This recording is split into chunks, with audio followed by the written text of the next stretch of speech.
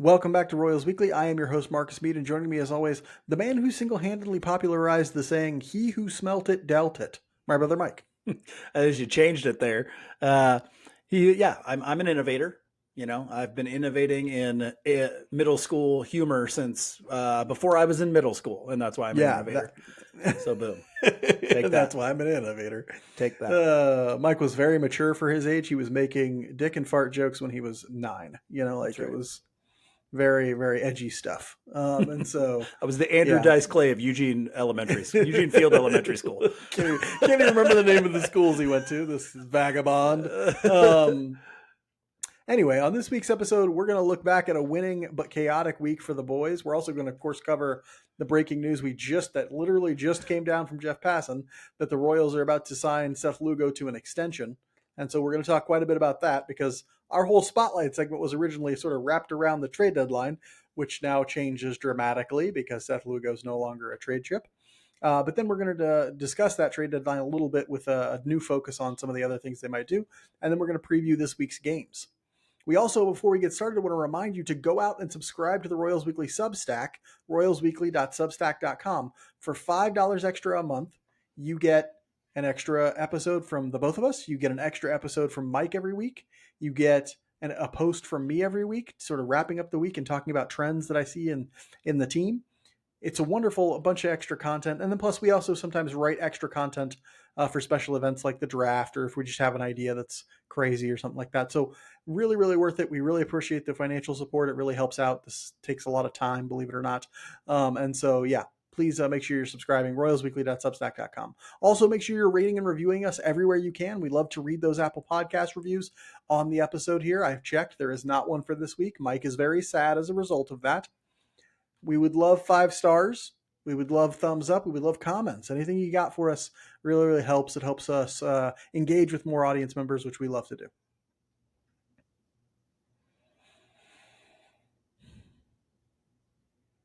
All right, let's get to the good stuff. Let's talk about our review of last week. We'll start with roster news.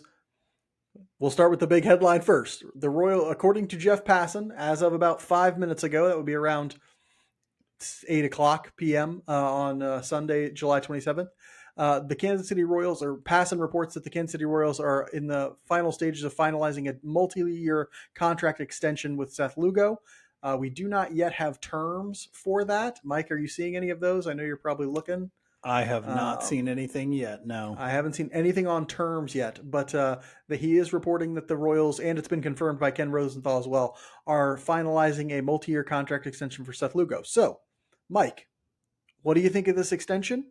Obviously, they can't trade Lugo now, or they could, I guess, but they won't.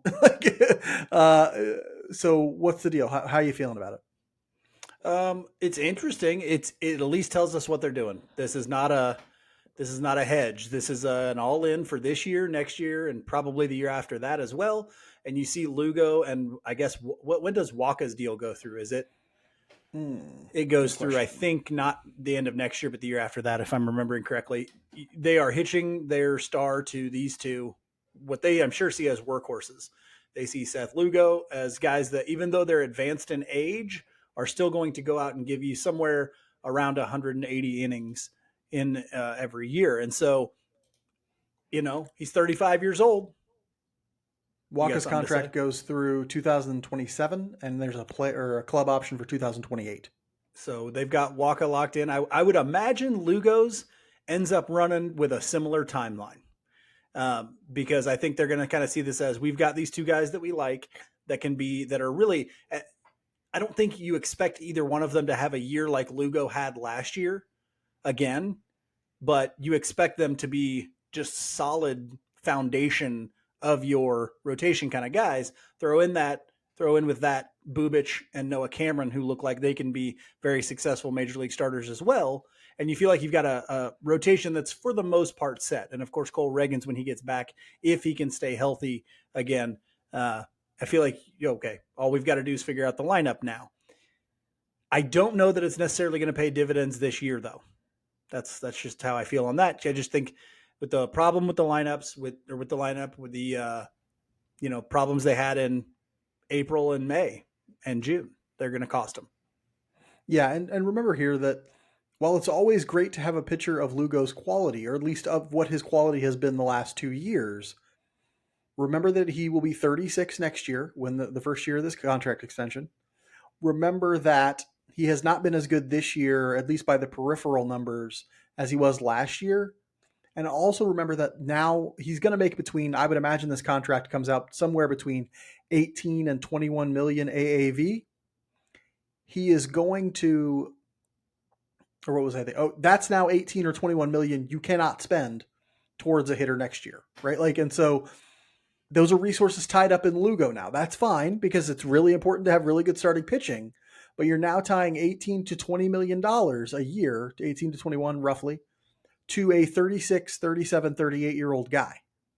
It's not risk-free. People sometimes will think like, oh, Lugo's a good pitcher, so it's a risk-free contract. It is not. He is quite old. We saw him go on the injured list this year. We saw him, be maybe a little less effective this year, a little more susceptible to some things this year. We just have to keep that in mind. I'm not saying, I'm not asking you to be like good trade or good signing, bad signing, but we've talked a lot about trading Lugo unless they could get an extension for him. Didn't look like they were going to get an extension for him. Now they have. Okay. But that means a few other things down the line that the Royals may not be open to them, if that makes sense. It also means that the Royals are heavily counting on Carter Jensen to produce offensively for this team, Jack Caglione to produce offensively for this team, maybe Blake Mitchell to produce offensively for this team. Some other guys that are in Double-A and High-A right now are going to have to come in and fill in this lineup as some of these guys that are in there now cycle out. It's going to put in place, what are you going to do with Michael Garcia? Right now, he's the second best, third best hitter in your lineup. I mean, you got to figure out, are you going to extend him? Or if you want him around for that 27 year or whatever, I think he would maybe be available for that 27 year would be his last year of arbitration, but they're definitely going. This is definitely they think this is the window, I guess. And you have to ask yourself, and I don't know the psychology of the Royals. I don't have any sort of special behind the scenes. How much of this is, we love Bobby Witt Jr., we gave him this big contract extension, we are going to try and make every year that he's here a competitive year? Because I'm with you. I don't think 2026 is that much. Like, they have Lugo on their team right now and their playoff odds are 10% right now. Like, he hasn't done, that's where we are with him on our team. And now Kris Bubic is on the injured list as well. And so for 2026, I don't think this contract really means anything, honestly. This contract is all about, for 2025, I don't think this contract means anything. For 2026, it means more, I think. Like, get Lugo back healthy. Maybe you get a couple other starters back healthy. Maybe Bubic is healthy. Reagan's back. I mean, we haven't talked about Alec Marsh in 4 months, but get him back. Maybe you have a better, just take another crack at it, rolling out virtually the same team. That's something people are going to have to look at, right? Maybe this means that John Sherman, I saw somebody just put on Twitter, oh, this shows me that John Sherman's going to go out and spend for bats this offseason. And I'm like, maybe, but maybe not. Maybe this means that they're going to try and roll it back next year, hoping that Jack Caglione takes a step forward, hoping that they get contributions, like a better season from Michael Massey, hoping that, all these different things go their way. That could be the case. You just need to prepare yourself for the notion that this might mean the 2026 team looks an awful lot like the 2025 team. Mike, any other thoughts? We're going to discuss the Lugo trade a little bit more later, but not that much more. Let me know if you come across any terms online or anything, okay? Because you can't really give it a thumbs up, thumbs down until you see what it was for. We have a lot of other roster news to talk about too, so we're going to go ahead and move on to another trade, to a trade that took place earlier this week, yesterday or the day before. The Royals traded Andrew Hoffman, a relief pitcher, for Randal Grichuk, a 33-year-old outfielder, right fielder most of the time. Mike, what are your thoughts on the Royals trading a long-term piece in Hoffman for a much shorter-term piece in Grichuk? Yeah, it was an interesting move. It kind of seemed at the time like a half-in, half-out move until we got that Lugo extension, or news of that Lugo extension. Can I give some sort of quibbles about that terminology? Right, sure. To me, the Lugo signing doesn't say we're all in, right? Because not for this year necessarily. No. Not for this year, right? And certainly the Grichuk trade and the Frazier trade don't, because you had to give up very little for those guys. to actually go all in for them would mean trading Blake Mitchell, would mean trading Carter Jensen, would mean trading Ben Kaderna and stuff like that. Like that would be an all in move. This is like you said, a half and half. It's like, okay, we'll just get Lugo back for just a little bit more than he makes now, probably. We'll get in a guy like Grichuk who makes $5 million a year, but maybe could hit some lefties for us. Frazier, people love him in the clubhouse apparently, or maybe he makes a great grilled cheese sandwich. I don't know, but they got him too. But none of this is like we went out and we targeted the biggest guys on the market. We gave up our big prospects to get them. None of this is that. Yeah, agreed. And when you throw in the fact that you're giving up an Andrew Hoffman, a guy that I don't view as a major league pitcher, really. I don't think he really has a home. I don't think he's got a good enough stuff to be in the bullpen. I don't think he's got good enough stuff to be a starter either. He's kind of I think his ceiling is probably like long relief guy, which means you're probably not going to spend a whole lot of time in Major League Baseball. So I'm not super sad about it. I think Grichuk, if you just said, hey, we signed Grichuk in the offseason, I'd have been like, hey, that's a pretty damn good signing. That's a sneaky good signing because you're going to get you're going to get good hitting against lefties from him. And at the time you would have been saying he's probably going to be our best right fielder. Now, not that he's all world in right, but he's not a bum, And so I think it's an interesting thing. I would have preferred it in the off season, but yeah. Right. And he mentioned in like an interview he did today before the game or maybe an interview he did for like Ann Rodgers or something, that he was close to becoming a Royal this last offseason. Like he was nearly signed with the Royals. And he was like, a lot of people were talking about him as a potential signing in the offseason. That didn't end up happening. He went to Arizona, but he is interesting in the sense of like, he can hit lefties pretty well. On this team, he should probably hit against both lefties and righties, honestly. That was my wonder. Like how much does he play against righties? He probably should on this team. Right. Like he hasn't been hardly at all. When I saw the number of plate appearances he had, looking at his numbers yesterday, I went and I was like, has he had an injury this year? And I go look and I'm like, what was the injury? He's only got like 160 plate appearances. And it's like, no injury. They just don't ever play him. Right. Like they just only play him against lefties and virtually never against righties. And so he just hasn't played a lot. We'll see if that means he's fresh. We'll see if he can definitely hit lefties for him. But I have a sense that he may end up playing a lot against righties as well, especially if Caglione stays down on the IL for a significant period of time. Speaking of which, Mike, the Royals placed Jack Caglione on the 10-day injured list with a hamstring strain. What are your thoughts on seeing Cags go down, trying to hustle and beat a double play? It sucks because I mentioned a couple podcasts ago, probably the biggest thing moving forward with this year is that Jack Caglione take a step forward with his approach. Hard to do that when you're not seeing major league pitching because you're out with a hamstring. And so it sucks. Hopefully it's a short-term thing. Hopefully it's not too serious. Guys that are that muscular, and he does have extremely muscular legs, you do sometimes wonder about the soft tissue stuff. So hopefully it's a short-term thing and he can get back in there working on. And that's the other thing. It'll be interesting when he isn't hurt anymore. How much playing time does he get? Do they send him back down to play in AAA more if they're making a run? Because what Jack Caglione has given you now is not playoff run material.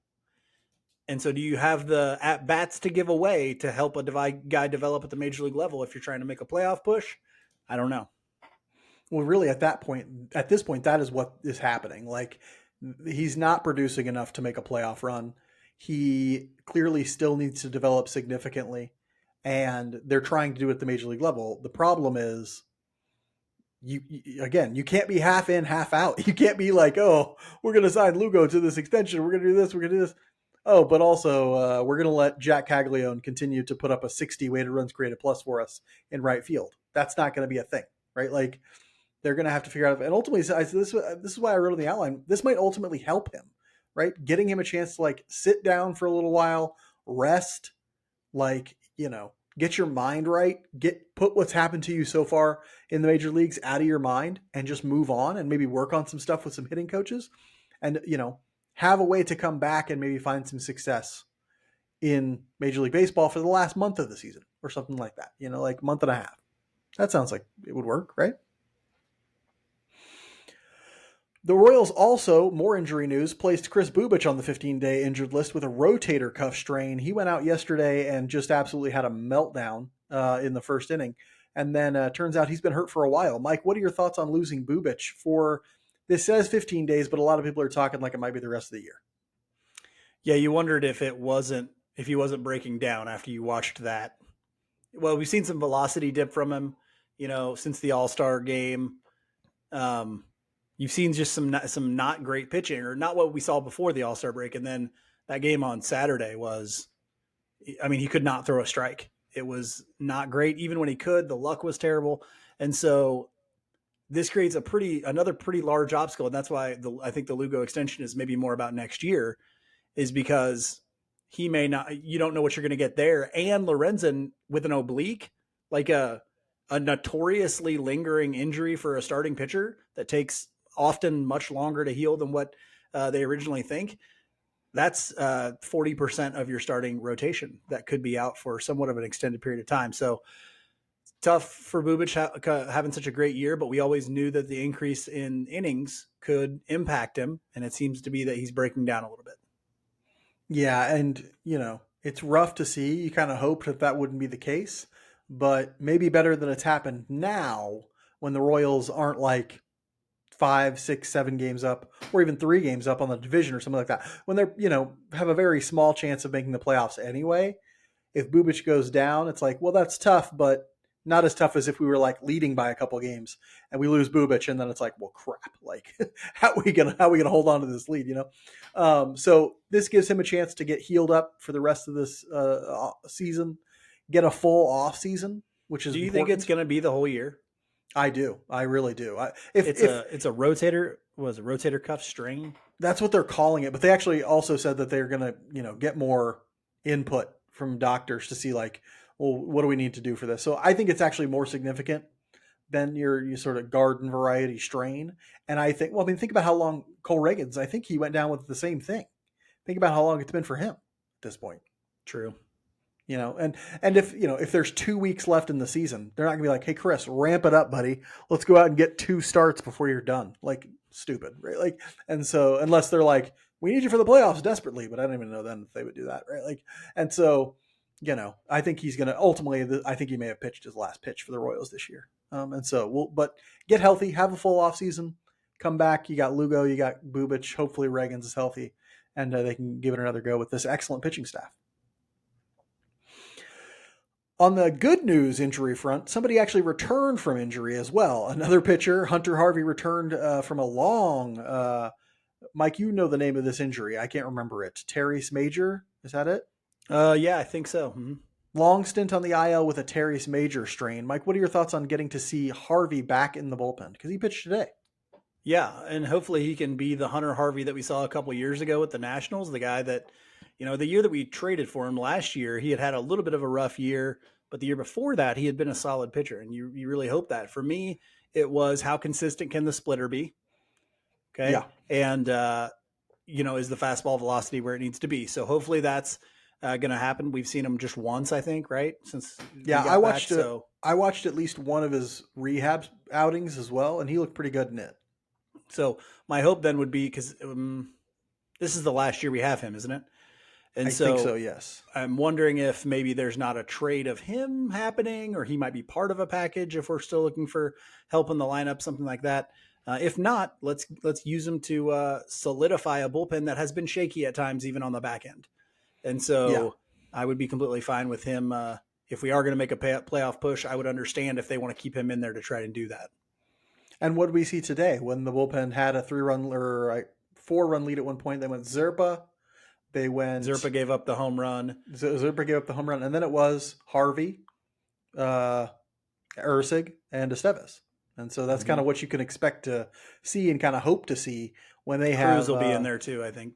Cruz might get mixed in there occasionally. But yeah, it's going to be those 3 heavily, I imagine. Mike, one other bit of return. This wasn't a return from injury. This is just he got called back up and is kind of being given we'll call it a 4th or 5th chance. MJ Melendez returned to the MLB action, to MLB team, has gotten 1 start, I believe, or he came in like right after Caglione got hurt as well. Yeah, he got. And so, what are your thoughts on seeing MJ back in Major League Baseball? Well, the first question that I have, I mean, I haven't been wholly impressed with his at bats since he's gotten back. I know they mentioned a lot of like approach change, and the swing looks the exact same to me. I mean, It is. my question really is this the last chance for MJ Melendez? You get these opportunities and then see ya. I mean, maybe not off of out of the organization completely. They'll probably stash you back in AAA, but I don't see that he can really help any sort of Major League Baseball team until there are big time changes where he can reduce the swing and miss, where he can reach a fastball that's up in the zone. Uh, every pitcher in Major League Baseball is going to be able to exploit him until those changes are made. Yeah, we saw in one of those games that he was playing, he got a couple of at bats where he got a fastball up in the zone. He was able to put it in play, but it was just hit so high in the air that there was no chance that was ever going to be a hit, And so some not great quality of contact on this high fastball so far. Yeah, this might be his last legit chance to make it on the Royals anyway. I mean, there might be another team that's like, we'll dream on his power. It's worth it for a team like the Rockies to take a chance on MJ, because if you hit and get like a Brent Rooker type, a late bloomer, great. But if not, whatever. But yeah, this might be his last chance in Royalville.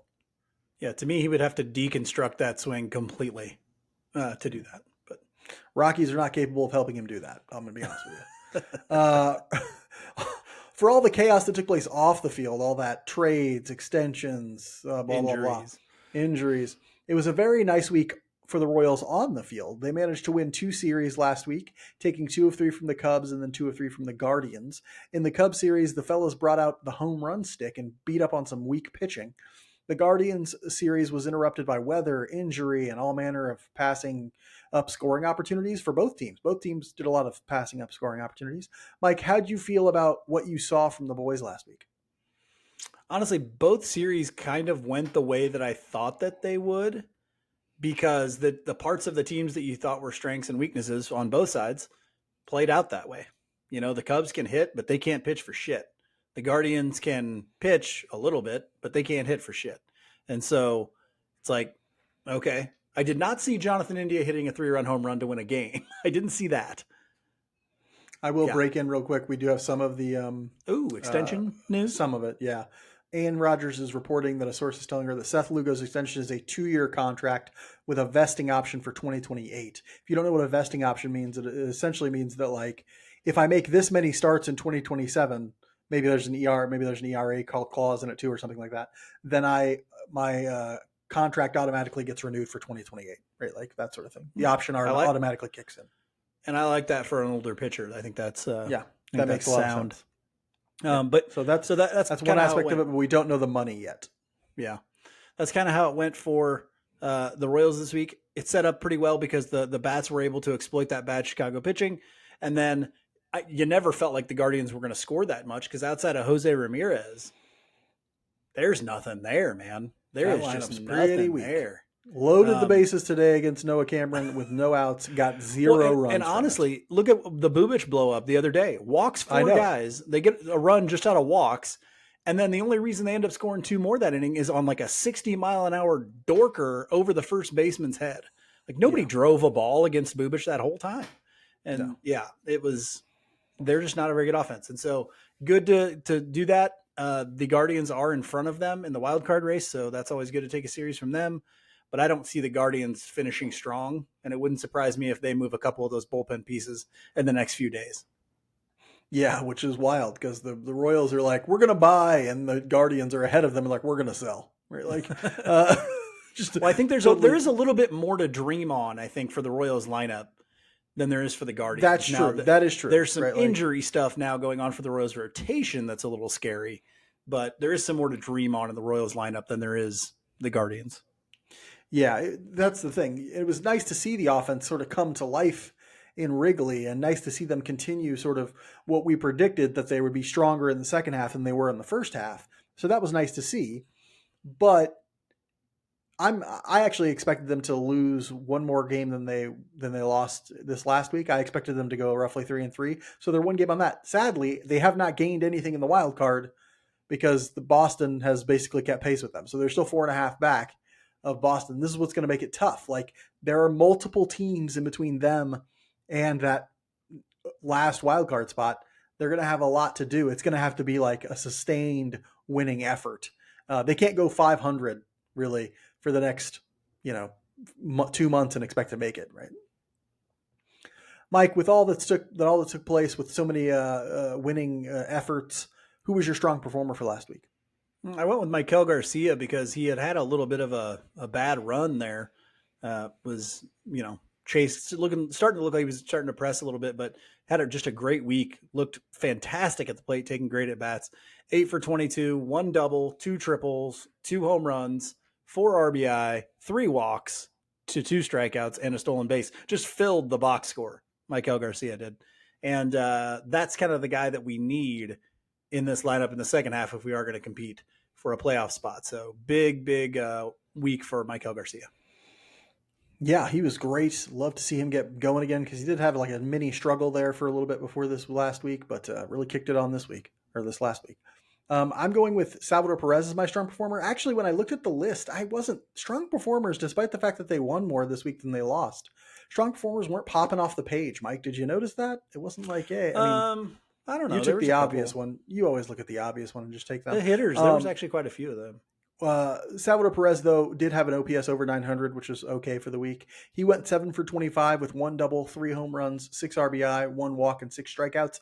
Was really scorching hot during that Cubs series. Just everything he swung at left the park, it seemed like. But cooled off a little bit in the Cleveland series. But, you love to see him cranking balls out again. If he can stay hot, if he can get hot again, that his power is so key to their offensive success that they really need him. If they have any hope at all of that 10% chance hitting and making the playoffs, he's got to dominate for the next 2 months.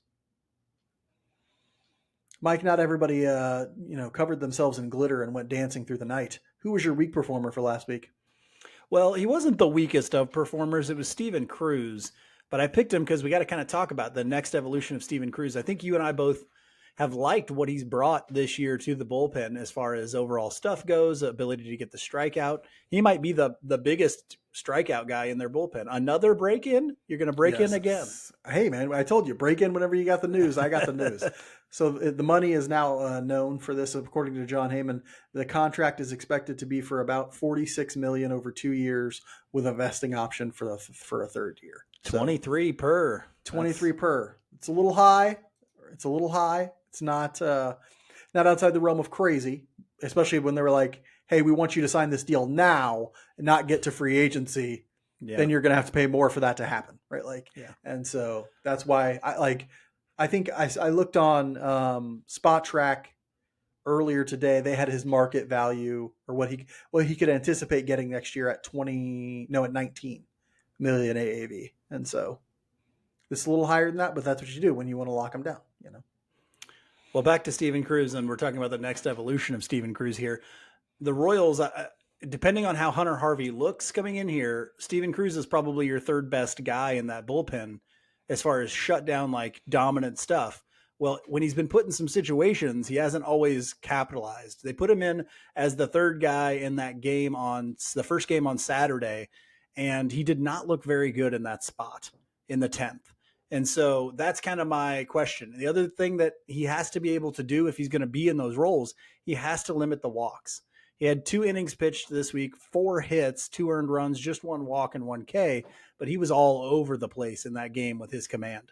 And so my hope is that he kind of takes that next step, can limit the walks just a little bit more, because I think the stuff definitely plays. You just have to get to a place where you're a little more consistent, even when they're calling on you in bigger spots. Right. Some of those earned runs, I think one of them is a solo home run at the very least. And, home runs are a little bit fluky sometimes, a little bit. Yes, he did leave a pitch right down Broadway, but at the same time, he's not going to be giving up home runs a ton. And so he should be okay. My guy's also a reliever, and I feel bad for him to some degree because he was like a sacrificial lamb in that Kris Bubic start. Jonathan Bolin is my weak performer. He went 3 2/3 innings, gave up 8 runs. 5 of them earned this last week, so he had some defensive issues. 1 walk and 3 strikeouts. he's doing what they ask him to do. He's going out there and taking care of, and giving them innings when they need them. And he's just driving I-29 like he owns it, back and forth to Omaha all the time.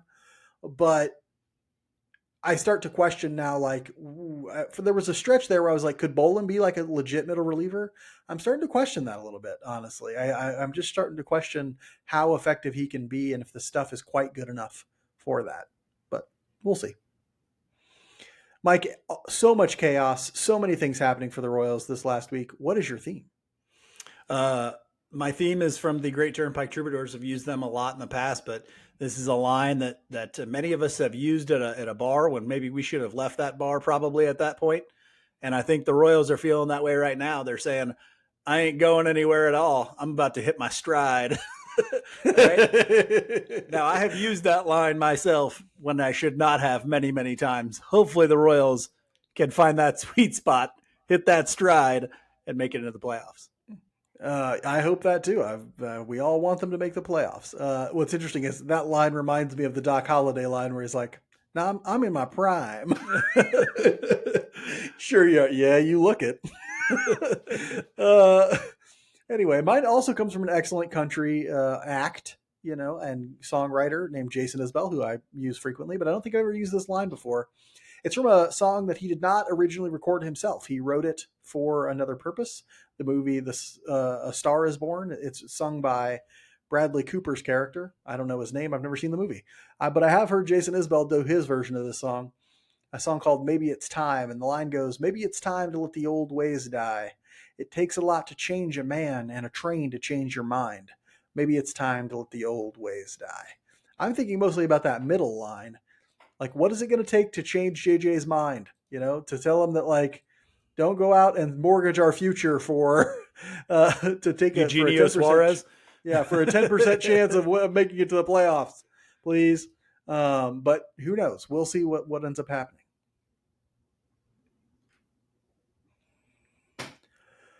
Royals Weekly is brought to you by Eric Oxer of West USA Realty. Do you have the same fantasy we do, retiring to a land of eternal summer?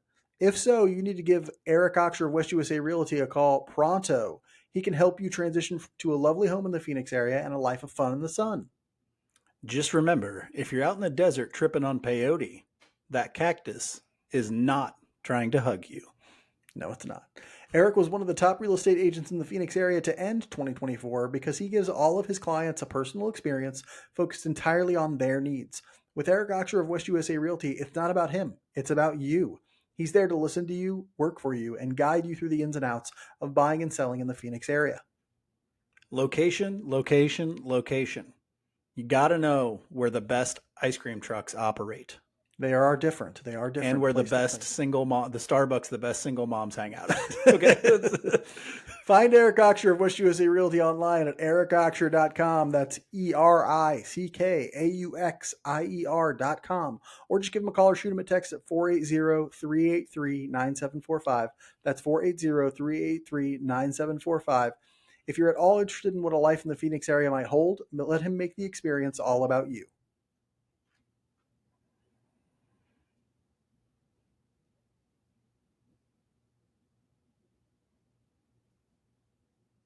I know we spent a lot of time talking about the trade deadline up to this point, but honestly, it's the most pressing issue facing the Royals, and many recent developments are impacting what the Royals may do. So let's start with a few of these new things, Mike. The Kris Bubic injury is fairly fresh. How does that injury impact your thoughts on how the Royals should approach the trade deadline? Well, it's got to put something in there. It throws a wrinkle for sure, right? Because you can't count on Reagan's getting back until, well, maybe it's best just not to count on him getting back. And so you and I have kind of mentioned that, you know what it does for me? It almost puts it in a place where it's like, okay, Lugo extension, Bubic now hurt, possibly for the year. Maybe it's okay to be kind of on the fence, right? Lugo was your biggest trade chip. If we see them go out and trade Hunter Harvey or some of these other smaller, Jonathan India, some of these other smaller pieces, I would be like, okay, that's an interesting way to approach this. You extended Lugo, and that had absolutely nothing to do with what you were doing this year. Okay. And so I would be kind of interested to see that. The next 4 days are going to be very interesting for the Royals. Now, if they're gung-ho, all in, we're going for it, I think you really got to take a look at who's going to fill some of these rotation spots. Maybe they know Lorenzen's injury isn't that bad and he can be back, but are you counting on Rich Hill? Are you counting on Rich Hill for the rest of the year? That's a little scary. And the depth in AAA is not a lot better. You're talking what? Dallas Keuchel. 40-year-old Dallas Keuchel, 40-year-old Michael Fulmer. Like, hey, wait, Thomas Hatch is only like 33, 32. I don't know how old he is. And so that's my question is Bubic changes the equation quite dramatically for this year, but I'm not entirely sure that the Lugo thing was really about this year. I don't think it was either. I think that's primarily 2026, 2027 and making sure that they have the depth that right now they're feeling a little bit of the strain of, right? And now we mentioned that last year was not typical in terms of pitcher health. What the Royals are experiencing right now is not necessarily typical either. 3 out of 5 starters being injured. I will say, though, that I saw a thing right before we got on here that all 5 of the Braves opening day rotation are on the 60-day IL currently. All 5 of them. And that did not count Spencer Strider, who was on the IL to start the season. When he started the season, yes. And so 5 opening day starters on the 60-day IL, all of them, not the 15 or 10. All of them are on the 60. That's crazy, right? Like, so it can happen, but it's maybe not typical that you're going to be down so many starters at the same time. And if you are, you might as well throw in the white flag because, frankly, what team can withstand? Maybe outside the Dodgers. The Dodgers are very good, have a lot of resources, have a lot of depth in the farm system. But other than them, what team can withstand losing 3 of their 5 starters? Right? Like, that's just not something that any team is really built to withstand. And so, yes, the Kris Bubic injury, I think what they were trying to do is split the baby at the trade deadline. I think that's what they're trying to do. I think they want to be half in, half out. I think they're like, let's make some decisions that are not going to hurt us in the long term, but may not help us tremendously in the short term. So the Grichuk trade, for example, that's not a long-term move, but it doesn't hurt them in the long term, but it doesn't help them too much right now. Does that make sense? Adam Frazier is the perfect example of that. Yes. Him too. Yeah, exactly. He doesn't help you in the long term at all. Yeah. Or the short term, really. But Mike, now that the Royals have reportedly signed Lugo to an extension, what does this do to their ability to make the playoffs this year? And then give me a sense of what it does to make their ability to the playoffs next year as well. Well, I think does it increase your ability to make the playoffs this year? Well, I don't know. This is a question that we were always trying to answer. Like, if you don't trade Lugo, how much does that affect your ability to make the playoffs? Right? Well, that's the thing. Right now, we know that their playoff odds are about 10%. Okay. He's been on the team all year.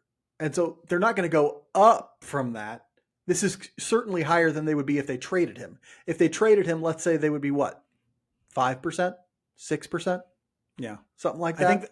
I think their odds go up simply for the fact that their schedule that they are facing is weaker. Right? Oh, and so, but all those strength of schedule, all those calculations, that's a Fangraphs number. They take strength of schedule into account. And so. Oh, interesting point then. Ouch. Okay. I don't know. Again, I'm not sure that it really does a whole lot this year to improve your ability to make the playoffs. I just don't know that it does. Now, trading him, that would have made it maybe slightly worse chance to make the playoffs, actually maybe quite a bit worse now that Bubic is probably down for an extended period. So, but I don't think keeping him here makes this 2025 team, it doesn't make him score more runs. It doesn't fix the fact that you're still putting Rich Hill out there every 5th day with another open spot that you really don't have an answer for right now. And so Dallas Keuchel. Fulmer, warm it up. I'm just going to keep suggesting Dallas Keuchel. Throw that sinker, Dallas. So I don't know that it really does anything for this year, and that's why I think it's more of a 26 and 27 play. Does it improve their chance of making the playoffs next year? I think it does. Because he's just as I think he is still a somewhat durable and reliable arm, and any sort of durable and reliable arm that provides depth in Major League Baseball is fantastic. And he can be an above average pitcher next year again at 36, I think. And so I think he and Michael Wacha, when you look at him, you go, okay. And now Lugo's a little bit different story because he didn't start full time until just a few years ago. And so, Wacha's been starting full time basically since he got in the league. I think they view those guys as kind of, okay, we've got two guys here that are of an old school way. Like, these are guys that are a little more durable than what you see normal pitchers. And they're hoping that pays off in 26 and 27. And I'm guessing they think that they get somewhat of a discount because of that. Although $23 million a year doesn't seem like much of a discount, but Yeah, I think, this is definitely a play for 26, but I think you're right. I think it does increase the odds that they have a chance to contend and be in it next year. Now, I constantly think about things like money, right? And so I see someone online right now being like, this, I mentioned this means they're definitely going to go out and target some outfield bats in free agency. And I'm like, that 23 million is now gone. You understand? Like, they're now going to lose that. If nothing else, if you just want to think about it in terms of like, how much do they want to increase payroll next year or decrease it or keep it the same? They're now paying Lugo what, 6 million more? Or no, sorry, more than that. 8 million more dollars next year than they did this year, right? And the year after that, and so on and so forth. And so that's not going to free up money to go spend money on bats. Okay. Here's another fun fact. They have to pay Bobby Witt Jr. a lot more money next year, right? If you don't know this, Bobby Witt Jr.'s contract goes from about, what was he making? 14 million this year? Yeah, 8 million this year, up to 14 million next year. They got to make that bump. And if I'm not mistaken, are Vinny and Michael going into arbitration years? They got a bunch of guys going into arbitration for the first time. Vinny, Michael, Michael Massey is going into arbitration for the first time. Freddie Fermin is going into arbitration. Daniel Lynch and Hel Zerpa going into arbitration. Lucas Erceg's going into arbitration. They got a bunch of guys going into arbitration. So their payroll is going to go up even before the Seth Lugo trade or Seth Lugo extension happened, right? And so where's the money coming from for all these free agent bats they're going to buy, right? Like, I think it's more of a play to wait until you get guys like Carter Jensen and other bats that are already in the system up through there. That's my guess. Now, I say that it wouldn't surprise me if over the winter they don't trade a Michael Garcia or one of those guys who are going into arbitration. I could see that if they feel like they've got a glut in those areas, but yeah, your team doesn't necessarily get better if you do that. Honestly, I would think they would be most likely to trade Bubic. I think Bubic would be the one they would be more likely to trade, just because he's going to be in the final year of arbitration next year, right? And so that's the most expensive. I could certainly see that. Well, Jonathan India again in the offseason if they've gone, India, right? But I don't think you're going to get a whole lot for India. And now with Bubic's possible season-ending injury, there's going to be a lot of red flags on that too, because he went from pitching from Tommy John, 30 innings of relief, to half a season of good starting. I don't know that a lot of teams are giving up big time prospect capital to acquire that. Yeah, it's going to be tough. Mike, since the Royals appear to be at least partially in, should they be just all out buying right now? Like we mentioned, we've been critical of the half in, half out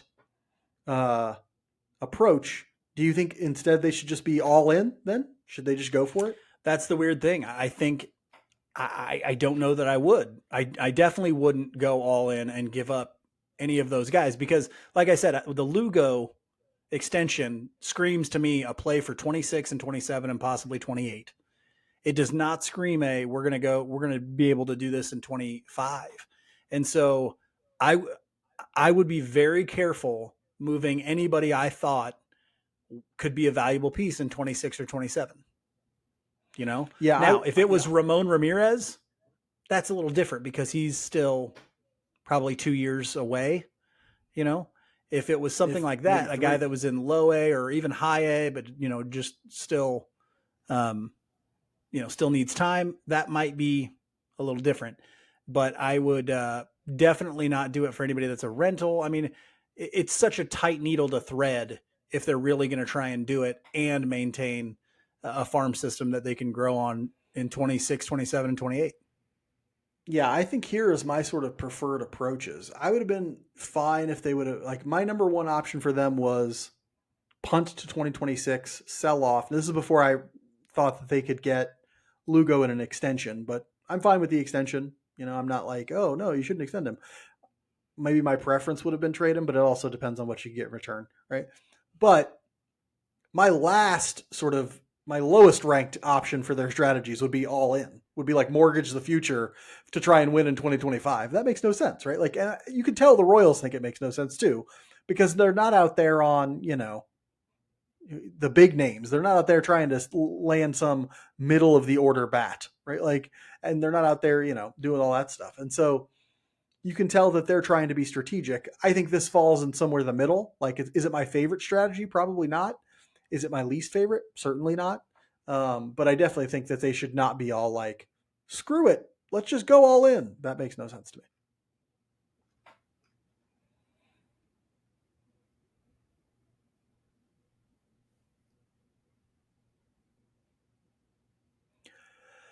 Royals Weekly is brought to you by All In Physical Therapy, who are happy to announce that they now offer strength and conditioning programs for youth athletes who want to gain an edge on the football field, basketball court, or baseball field.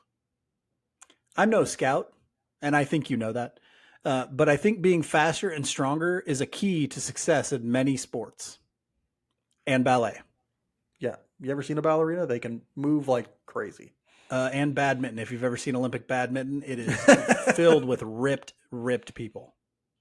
And of course, All In Physical Therapy still offers the best in recovery from total joint surgeries and sports injuries with offices in Blue Springs, Lee Summit, and Belton.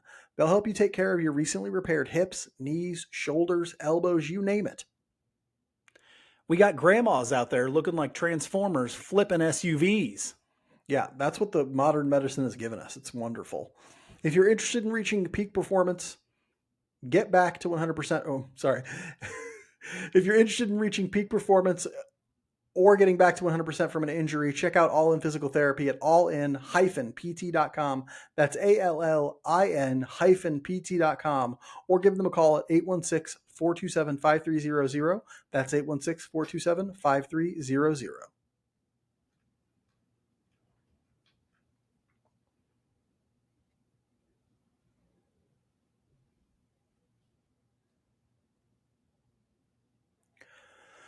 The Royals host the Braves for the 3-game series at Kauffman Stadium before a day off on Thursday and a trip north of the border for a 3-game set against the Blue Jays of Toronto. You can get some French fries and gravy. Yum. Mike, Molson's. Tell us about Molson's.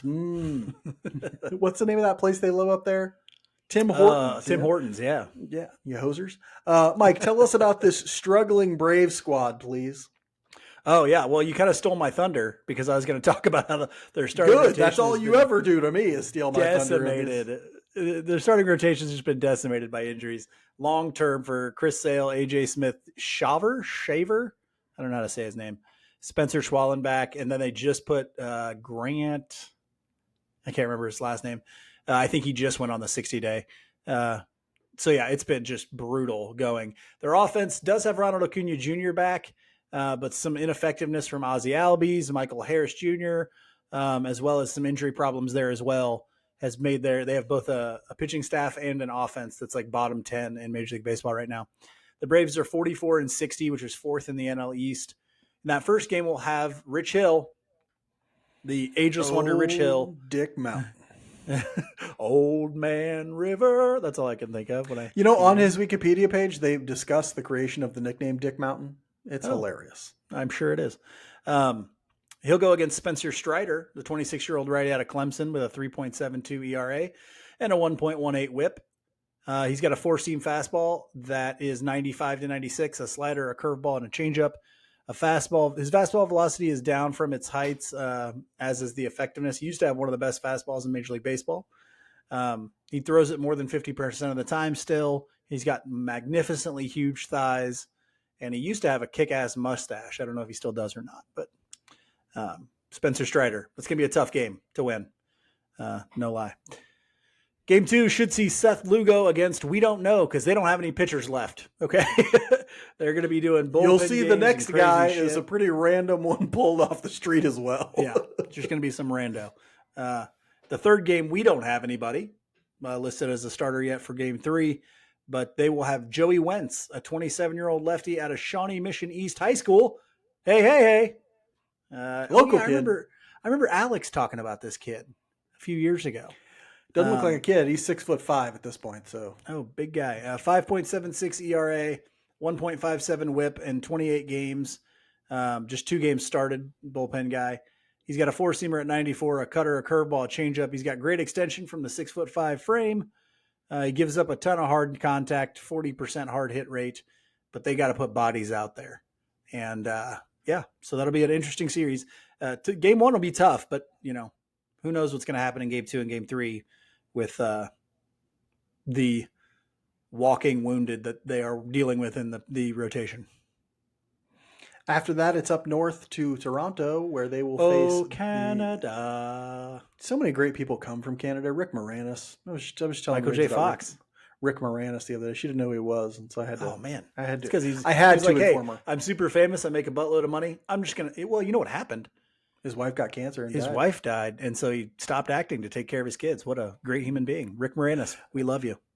But anyway, she's never seen Ghostbusters, so yeah, I know. The Blue Jays are 63-43, which would make Rick Moranis proud. First in the AL East. So I'm sure was their goal the whole time. On offense, they have a very good offense. They have a 109 weighted runs created plus, which is good for 9th in Major League Baseball. George Springer's having a great year with a 139 weighted runs created plus. Vlad Guerrero Jr. has got a 140. I'm sorry, I think Springer's 149, if I'm not mistaken, actually. 149 weighted runs created plus. Vlad Guerrero, 140. A guy named Tyler Henneman has a 149 weighted runs created plus for them, but only in 38 games. So we'll see if we can get a look at this Henneman character and see what he's up to. On the pitching side, they're less good. They have, which is why originally I was actually a big fan of them as a trade partner for Lugo, but that's now that's by the by. They have a 4.04 ERA, which is good for 18th in Major League Baseball as a staff. Eric Lauer's having a good year for them at a 3.22 ERA in 10 starts. Kevin Gausman, all reliable, 3.82 ERA. Jose Barrios, another all reliable. That's Gausman and Barrios is basically their Waka and Lugo. Barrios has a 3.38 ERA, very good in the rotation, although they are running a little bit short and a little thin on starting pitching as well at times. That's everybody. That's everybody. Attrition is it's basically the name of the game in baseball at this point. Nobody has 5 starters in it. Can you keep a starter healthy? If you can keep a rotation healthy, you got a chance to make the playoffs.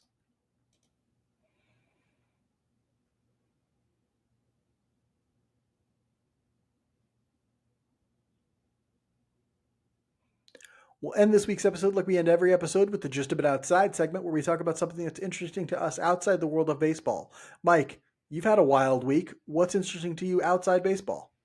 I have had a wild week, brother, as you know. So just a little background here. On Thursday, my wife lost her job, actually. Wild.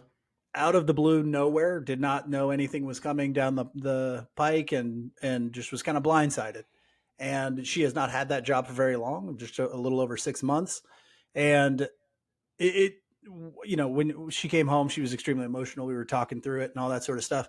And she kind of felt like guilty for the people that she supervised and all and the things, there were some people who kind of leaned on her at work and now they weren't going to have anybody and all that sort of stuff. And all I could think about was like, this is my wife's career. Like she's put a lot into this and all that stuff. But when it boils down to it, there is no difference between a career and a job. Okay. When I was younger, somebody always told me, well, a job is just something you take to get money till you find your career. Right. But when I was talking to her, I was going like, because there is no such thing as loyalty. And you and I have talked about this before from companies or from anything like that. You have to do what is best for you. But also in that sense, like, I would see her working till like midnight and stuff at her desk and all this stuff for this job. And I go, and all I could think was like, she's missing dinner. She's doing these things. Like a career shouldn't cost you all these things when a job would never cost you these things. Right. Nope. So if you can like put yourself in a job mindset. So here's what I've done. And I was very similar early in my career. I was like very much, okay, I'll do all the extra stuff. I was coaching nonstop. So 3 seasons I would coach. And so I would essentially work at least 10 hours a day during the school year. And then in the summer I was doing football coaching and weightlifting and all this different stuff. And eventually I got to this point and somebody kind of asked me a few years ago, like, they try and sell this thing to teachers, especially like, oh, this is, you don't do this for the money. It's your passion. It's your calling. And I kind of flip that around. It's like, no, this is not my passion. This is not my calling. This is not my anything. This is what I do for money. That's what this is. Don't ever think of your job or whatever you call it, your career, as anything more than what you do for money, right?